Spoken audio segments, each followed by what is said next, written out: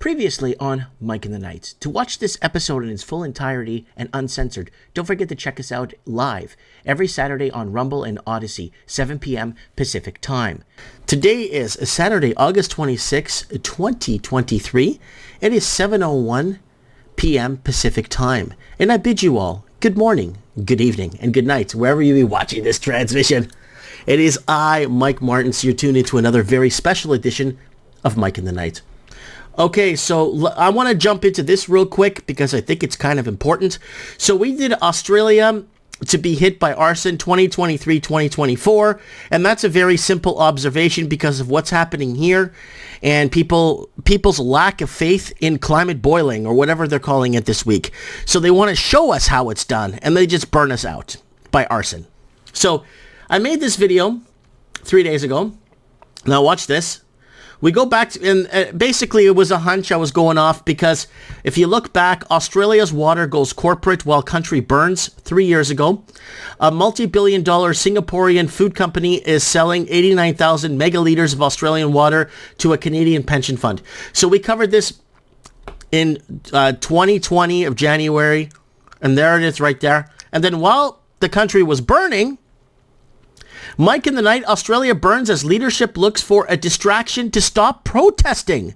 So the world was protesting, no confidence in governments. What do? They start burning the country down. So if you look at the patterns and you see what's happening in Maui and all that stuff, if you start seeing the same patterns where the water's going corporate or they're shutting off the water and you start to see the burning, they actually want to stop people from protesting. These people are so vicious and ruthless, they'll go as far as making sure that we never have kids or our kids never have kids anymore. Because once we grow in population, we obviously deflect the bullshit and we outnumber them. And that's what they're afraid of, right? All right, let's keep moving forward. So that comes out, but hold on. Let me link it to this. Someone sent me this email the other day. And it was posted the same day we made our video, which was really, really crazy.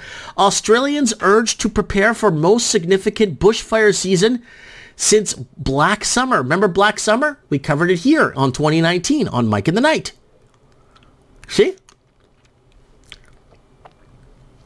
And areas are largely untouched by the 2019-2020 fires, including Sydney Basin, coastal regions, and Hunter at increased risks, experts warn. I believe they are basically, I'll need to register to read the article, but there it is right there. Guys, this is something, and I think I actually warning people what's going to happen this summer in Australia, because summer in Australia, spring is going to kick off in a couple of weeks there, right? They're going into their spring, right?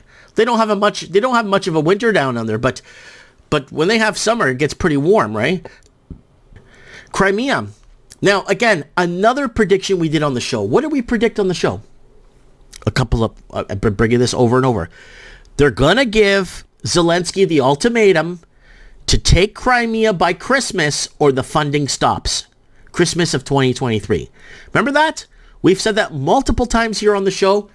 And this is something I threw out of left field. You can't find it anywhere else unless somebody copied it and ran with it and looks like a hero on their big multi-million follower channel. But we said that here, and we said it multiple times first, that now look at the headline today. Crimea must be returned to Ukraine, says Polish president. What the hell is the Polish president getting involved with this? He has to.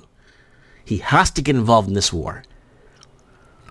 So we're seeing more and more, and the Belarusian border problem with Poland, we're going to see a full-out scale war. Okay? We're going to see a full-out scale war soon in Europe because governments are losing grip and this climate change thing is bullshit. California church fined for defying COVID lockdowns, sues county for tracking worshippers without their knowledge. Here it is right here, folks. Invasive cell phone tracking. And a church, and this is from our friends over on Reclaim the Net, a church in California punished during COVID lockdowns with a fine of $1.2 million is now suing over geofencing-based surveillance of its members. Channel preaching about for years now. Microsoft files for face tracking patent. There it is. Reclaim the Net reporting it. And The patent filed in the US shows that Microsoft is working on technology that would allow it to track a person's face in a way so comprehensive that the device powered by the tech could be referred to as a face reader. And it could be used for gaming, but also for tracking remote employees and who knows what else in between. Microsoft says it needs the patent approved to develop mixed reality headsets that would be cheaper, yet better understanding expressions on human faces. The patent filing doesn't go into many. So what they're going to do is they're going to say, we need it for gaming. Gamers need a better... You know why? I remember playing the 8-bit Nintendo that I got from my first communion, Nintendo Entertainment System. And that was good enough for me. And to this day, I still hit the Nintendo once in a while. FDA wants to replace salt with Bill Gates' new mRNA fake salt. Holy shit.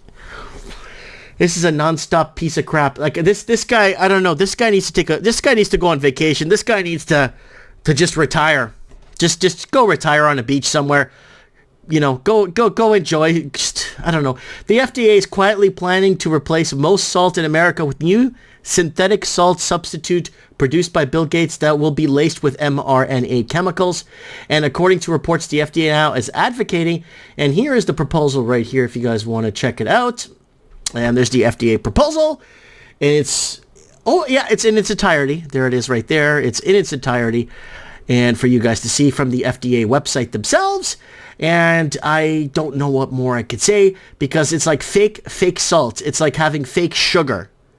Like sugar substitute, fake women, fake marijuana, driving a fake kit car. You know those kit cars that you take another body and put another body and you look like you're driving a Lamborghini? That's what it is. That's what they're doing. Like everything is fake. And third largest, WND is reporting here, third largest U.S. oil refinery forced to close following devastating fire. And yeah, they're forcing this down so we could go with their green bullshit deal that makes no sense. And we're going to build a bridge to Hawaii and we're going to build a bridge to Africa. And yeah, we're going to stop flying on planes and all the bullshit they're trying to throw at us. And a towering inferno erupted in South Louisiana oil refinery on Friday morning, sending plumes of black smoke and forcing an emergency evacuation of residents within a 2-mile radius. Although no injuries were reported, the incident has reignited concerns about the safety of such facilities, especially as it is the third fire to hit the plant in less than a year. The fire broke out around 8:30 a.m. on Marathon Petroleum Facility on Garyville, situated 30 miles northwest of New Orleans, according to WBRZ. So there you are. They're going after our refineries just because everyone's focused on the Maui fires. They're still going after our raw energy and our good energy and our productive energy and our cheap energy. They're going after everything. And they're going to keep doing it. They're going to keep going after it. And I was taking home $7,500 a month cash in my jeans, right in my pocket. Here is an owner-operator from 2015 till now. I'm barely making that now. You can gross 20 to 30,000 ish in a month. Yeah. And all the insurance went from $1,100 to $1,900. The fuel's gone up. The plates have gone. Everything's gone up. But we never gone up. Our wages my wages went down. Okay. We're living the exact thing that happened in Lahaina on the 8th of August, and you'll notice that date, 8/8, because they wanted a false flag on a good energy day. And 5 weeks ago, on episode number 515, I came to BC with a warning. One here from Marnie. Her Skype is off, and I messaged her 3 days ago. Yeah, I messaged her Wednesday, so she's not getting back to me. I hope she's okay. I haven't heard from Marnie, my number one fan, and I'm doing a call out for her on the show live here? At least maybe jump on the comments and let us know you're okay. Phyllis? And then Anyone Doug Ford, fat face Ford, was saying we're going to bring in 100,000 Portuguese to maintain the infrastructure. Did you see that? It was on the news. We're going to bring in 100,000 Portuguese. Guess how many signed up? Zero. Yeah. Because after the mass deportation of Portuguese families in 2007 and 8, they said, forget it. We're not going back to Canada. Are you crazy? You've reached a point, Mike, where, especially where Canada and U.S. are concerned, why would anybody outside of those two countries believe anything that their officials say anymore? Like all of these people that are being imported here right now, a lot of them would like to go home and they can't because of what it costs to live here. They're getting scammed to come here. A lot of them they're not here to flood the zone. They're here to keep wages down, keep property prices up, keep landlords in the vig, and nobody really cares what happens to them. There's no place for them to live. There's no place for our kids to live. Like, this is the thing.